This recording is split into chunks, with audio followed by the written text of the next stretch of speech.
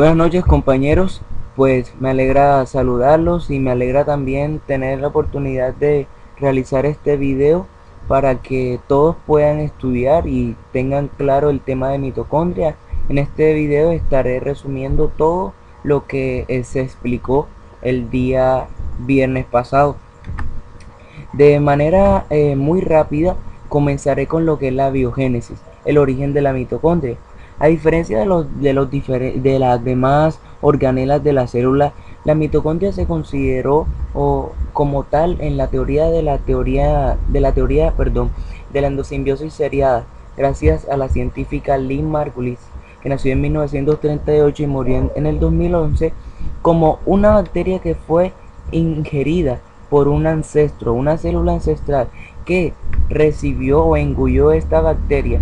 En el momento que la engulló se hizo una endosimbiosis con la célula ancestral, en lo cual la bacteria por lo general que fue ingerida se considera una bacteria aeróbica que tenía la capacidad de realizar todos sus mecanismos mediante la oxidación, mediante el uso del oxígeno para la oxidación de sus componentes, sus dos carburantes, y que cuando se ingirió esto, esta bacteria le permitió a toda esta bacteria central convertirse en una bacteria, en una célula eucariota capaz de realizar todos los procesos de oxidación mediante una mitocondria como tal. Es decir, que esta bacteria cuando fue ingerida se convirtió como tal evolutivamente en la mitocondria. La función principal de esta organela es producir energía. Producir energía mediante la síntesis de ATP. Tiene una característica de que es de 1 a 4 micrómetros de longitud, de 0.10 microns en micrómetros según la especie y el tipo celular. Posee una doble bicapa lipídica.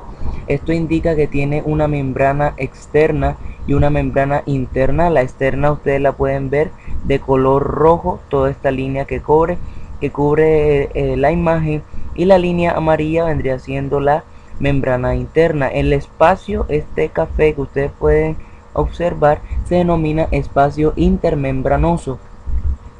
También posee proteínas integrales porinas que en la membrana externa permiten el paso de solutos de un tamaño de 10.000 daltons.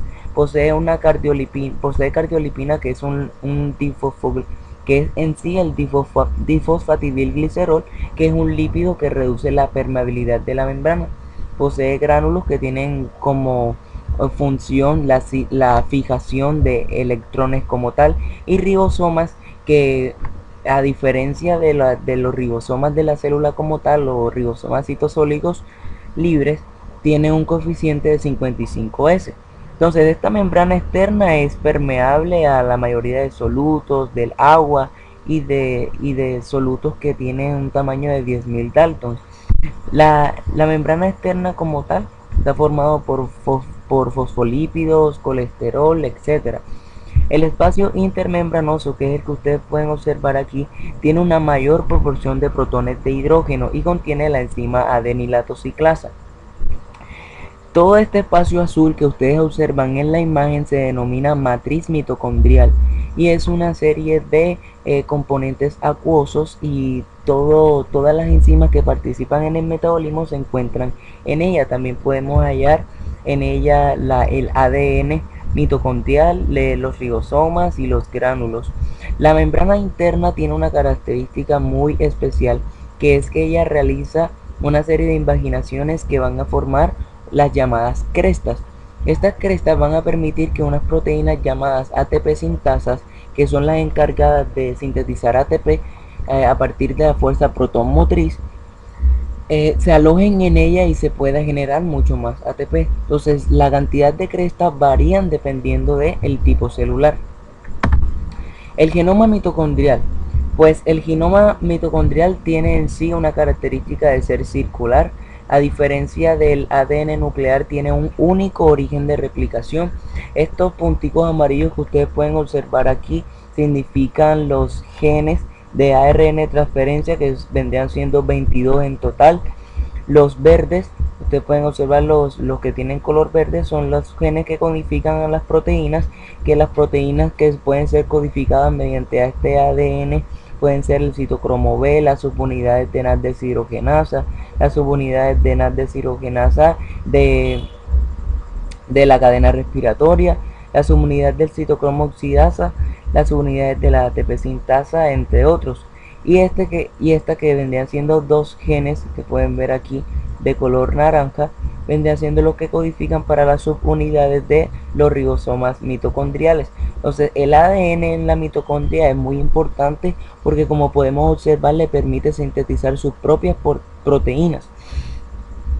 Pero no todas las proteínas se sintetizan en la mitocondria, por eso es necesario que haya mecanismos de importación de proteínas, ya que el núcleo, como habíamos visto en las clases de núcleo, en un ARN mensajero se va a sintetizar a partir del ADN, y mediante los ribosomas se van a sintetizar proteínas que por lo general van a tener diferentes rutas. En este caso es la ruta de importación en las membranas de la mitocondria.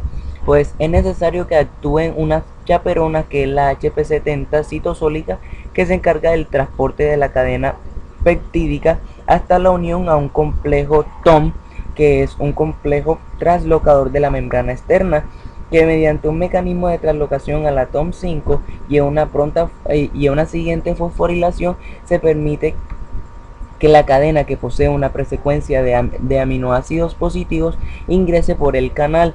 Se encuentra con otra HSP70 mitocondrial, que mediante la peptidasa procesadora de la matriz mitocondrial se le retira la presecuencia, y las chaperonas se encargan del correcto plegamiento de estas proteínas que fueron ingresadas por la mitocondria. ¿Por qué es necesario que la mitocondria haga esto? Porque, como había mencionado, la membrana como tal es impermeable. Es necesario que haya mecanismos en los cuales las proteínas puedan ingresar a través de dicha membrana. Las mitocondrias tienen como la célula tendría que decir, bueno, ¿cómo aumento el número el volumen? No el volumen, el número de mitocondrias en sí en el contenido celular. Entonces, primero, para que se haya una división de la mitocondria, debe haber un aumento en el volumen. Continuando a esto, se debe partir de la fisión. La fisión no es nada más que la división de la mitocondria en dos mitocondrias de menor tamaño, y la fusión consiste en la unión de estas dos. Pero ¿por qué se da la unión?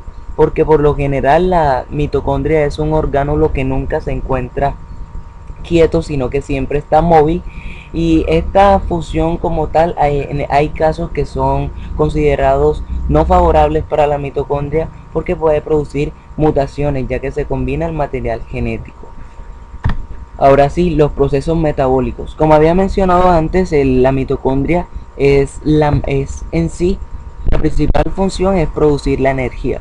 Pero nosotros como organismos superiores, comparados a las bacterias, tenemos un mecanismo muy común, y es la glucólisis, que es un mecanismo en el cual la glucosa que se ingiere de los alimentos, por lo general son los carbohidratos, por ejemplo las harinas, el plátano, la yuca, todos estos contienen monómeros de glucosa que mediante el proceso de glucólisis se va a convertir toda esta estructura química en energía potencial, energía que se almacena en una molécula que se denomina ATP, que es adenosín trifosfato.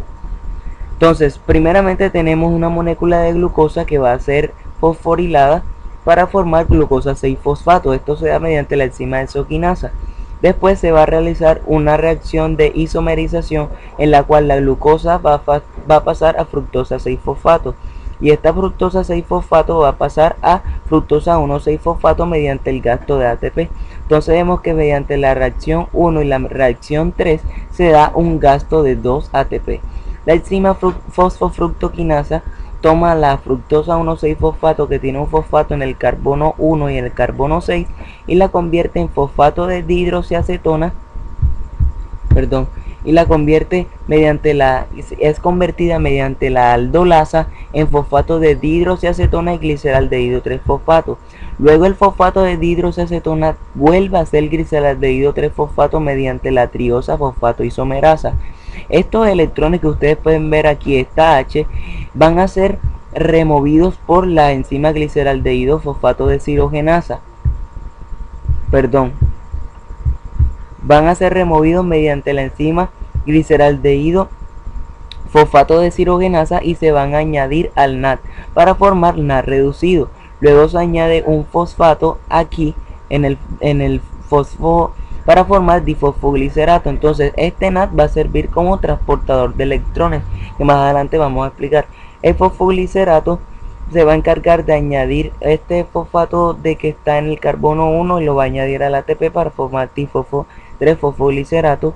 Luego la fosfoglicerato musasa vuelve otra vez la molécula en 2-fosfoglicerato. Mediante la enolasa se hace una deshidratación de la molécula y se forma fosfoenolpiruvato, y este fosfato, que está más fácil de remover, se le añade al ADP para formar ATP y se convierte mediante la enzima piruvato piruvato quinasa el piruvato. Entonces de manera general, la glucosa produce 2 ATP, ya que se perdieron 2 ATP aquí y se ganaron 4 ATP aquí, de una ganancia neta de 2 ATP. También se produjeron 2 NAD, ya que a partir de esta reacción hacia adelante todo esto se duplica, y también se produjeron 2 piruvatos. Luego el piruvato puede tener diferentes rutas, ya sea en ausencia de oxígeno o en presencia de oxígeno. En ausencia, más que todo, esta vía se denomina la de las levaduras, que es donde el piruvato de carboxilasa retira un dióxido de carbono para formar acetaldehído y se oxida una molécula de NAD para formar alcohol etílico. Luego el piruvato puede tomar la ruta que se puede dar en los seres humanos, que es la producción de ácido láctico, en el cual la lactato deshidrogenasa oxida una molécula de NAD para formar lactato. A diferencia de esto, en presencia de oxígeno, la piruvato deshidrogenasa agrega una coenzima A y libera dióxido de carbono, se reduce el NAD para formar acetil-CoA. Esto se utiliza para que el piruvato como tal se convierta en acetil-CoA y pueda entrar al ciclo de Krebs. La beta oxidación consiste en la metabolización de los ácidos grasos. Es necesario que exista primeramente un acil-CoA, que es una molécula de acilos, es decir, variante de los ácidos grasos, que viene de los ácidos grasos más una coenzima A. Se encuentra con la acil-CoA deshidrogenasa, que va a reducir una molécula de FAT y va a formar tansenoil-CoA. Luego el enoil hidratasa se va a hidratar la molécula para formar 3-enoil hidroxiacil-CoA. Luego la enzima de hidroxiacil-CoA deshidrogenasa reduce una molécula de NAD y convierte en beta-acil-CoA. Luego la beta-acil-CoA tiolasa añade una coenzima A para formar acetil-CoA y acil-CoA. Luego este acil-CoA puede tomar otra ruta, que puede ser otra vez la beta-oxidación de ácidos grasos, y este sí acetil-CoA entra al ciclo de Krebs. Por eso es importante resaltar que todos estos NAD que se producen aquí, en la descarboxilación y también aquí en la glucólisis, van a entrar más adelante a algo que se denomina cadena respiratoria. El ciclo del ácido cítrico o ciclo de Krebs tiene en honor al científico. Ustedes me van a disculpar esta movedera de las diapositivas, pero es que tengo un problema con el mouse, entonces me disculpan. Entonces se le denominó este ciclo gracias al bioquímico Hans Adolf Krebs, que nació en 1900 y murió en 1981. Nosotros habíamos visto en esta diapositiva, que es descarboxilación de piruvato, este paso del piruvato aquí a acetil-CoA.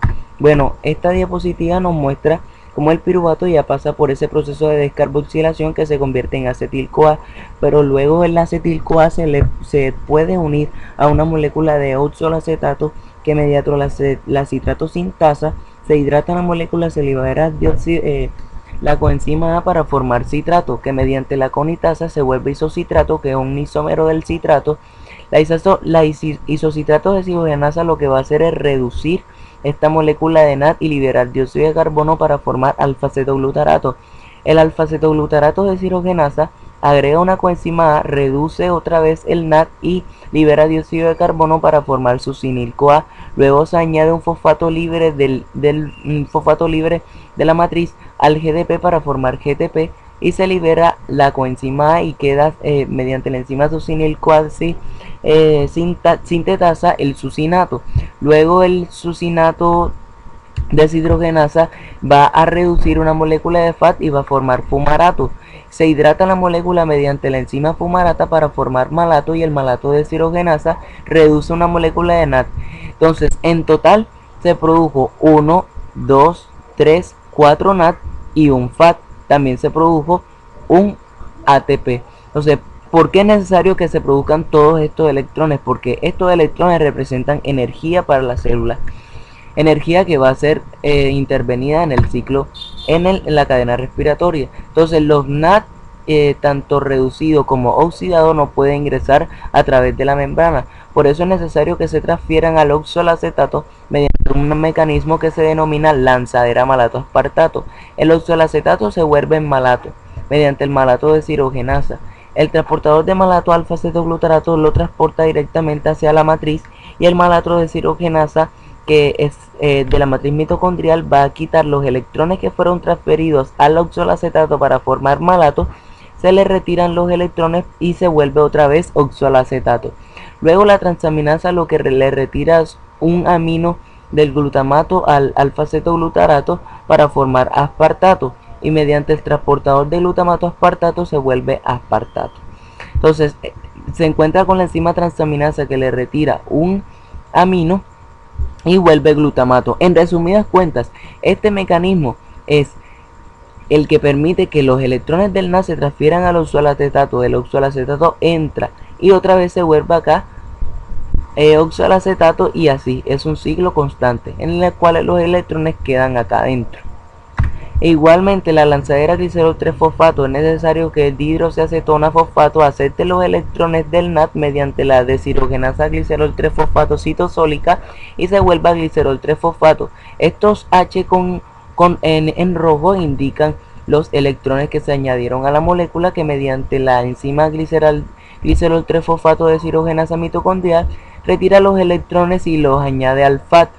Entonces este FAT va a transportar estos electrones hasta la cadena transportadora y este glicerol 3-fosfato vuelve a ser dihidroxiacetona fosfato. La quimiósmosis no es nada más y nada menos que la quimio viene primeramente de la síntesis de ATP, está relacionado con la síntesis de ATP, y osmosis con el transporte de membrana. Podemos señalar que el espacio intermembranoso, bueno, este es el citosol, esta es la membrana externa, este es el espacio intermembranoso, esta es la membrana interna y esta es la matriz mitocondrial. Todo esto es la mitocondria, por llamarlo así. Entonces, en el espacio intermembranoso de la mitocondria hay mayor proporción de protones de hidrógeno, es decir, hay mayor concentración y tienen en sí una carga positiva.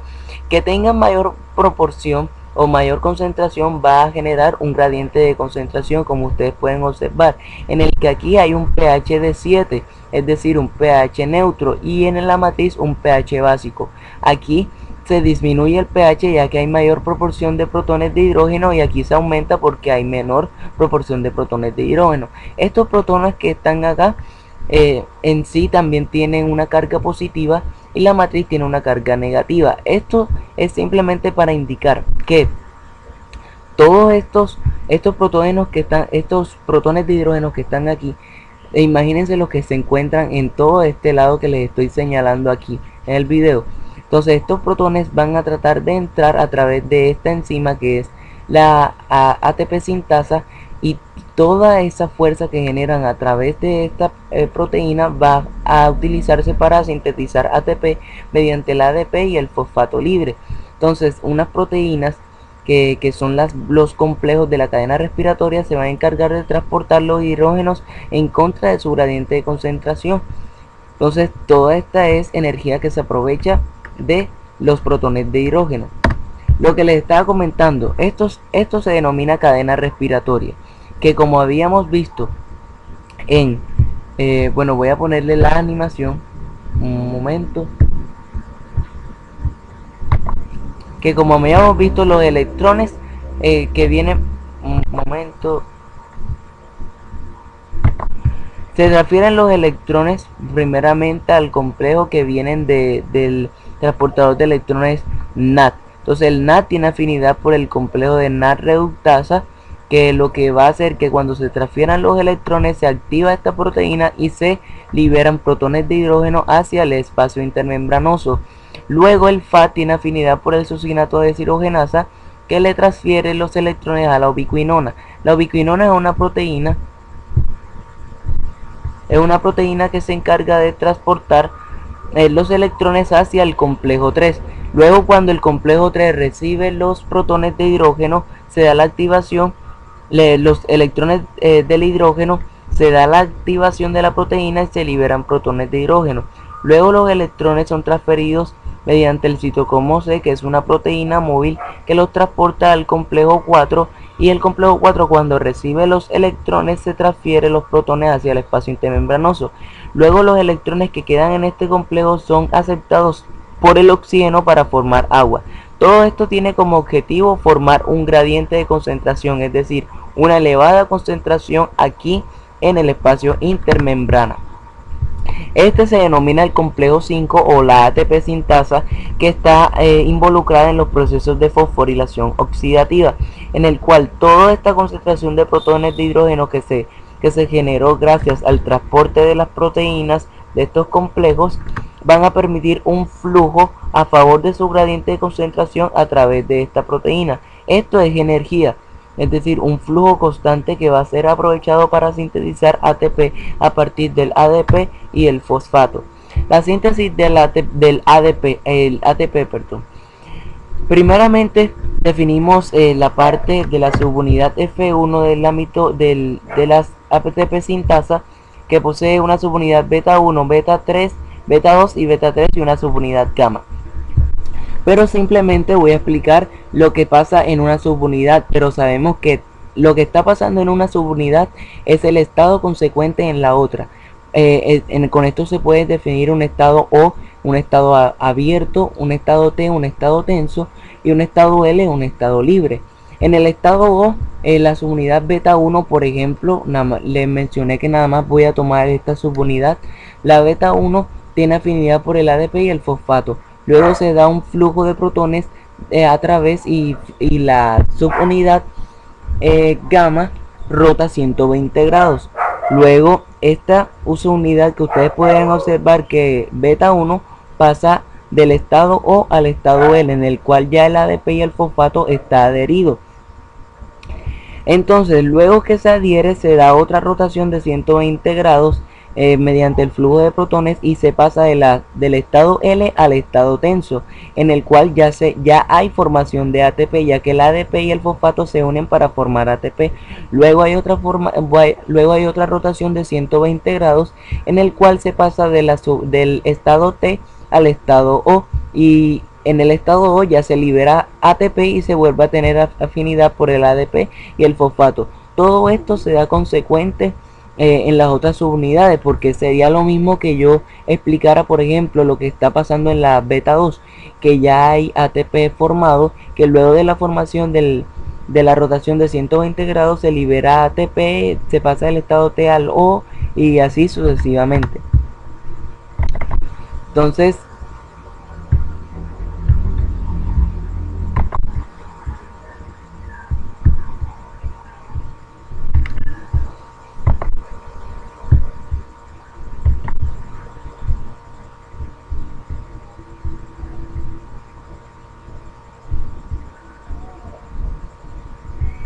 que quería presentarles el video, pero tengo problemas con el video, no sé por qué, no sé qué pasa, no aparece el video, pero voy a continuar, que no hay tiempo para ello.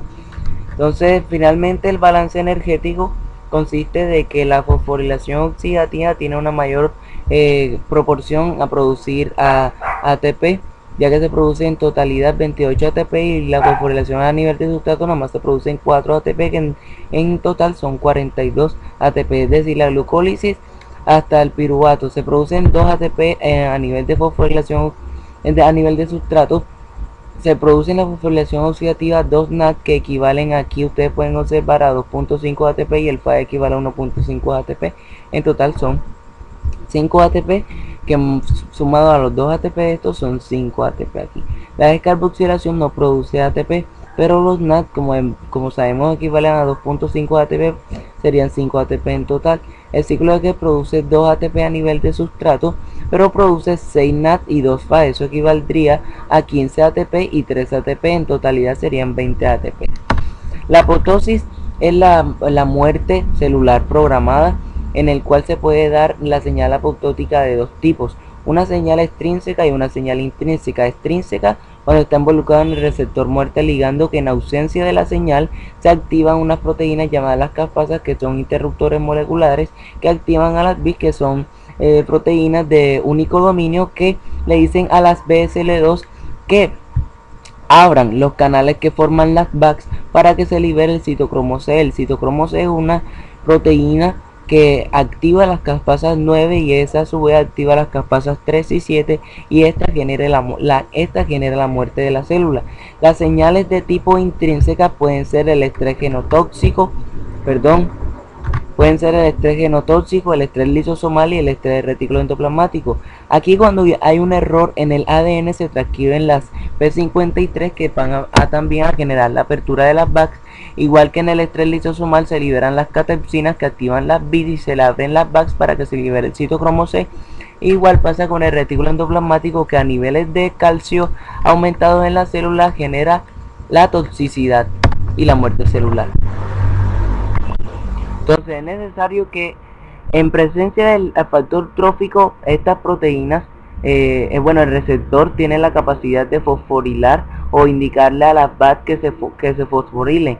Esta fosforilación le permite que ellas viajen hacia las BCL2 y las BCL2 le digan a las VAC que se mantengan cerradas. Esto está señalando que, o se está generando una señal antiapoptótica, es decir, que la célula sobrevive. Pero cuando hay ausencia del factor trófico en el receptor muerte ligando, estas VAC no se pueden fosforilar, entonces las BSL2 le van a indicar a las VAC, o en decir, no le pueden decir que se mantengan cerradas, entonces las VAC se abren por oligomerización.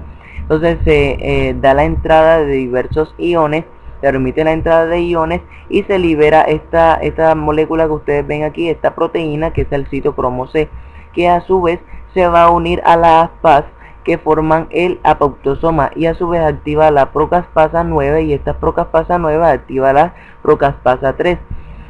Luego a esto, estas procaspasas son las caspasas como tal son las que generan la muerte de la célula, ya que la serie de filamentos del citoesqueleto van a ser destruidos por estas proteínas, y también la lámina nuclear. Entonces, cuando se destruye la lámina nuclear, se destruye todos los componentes que la membrana del núcleo, y se fragmenta toda la célula.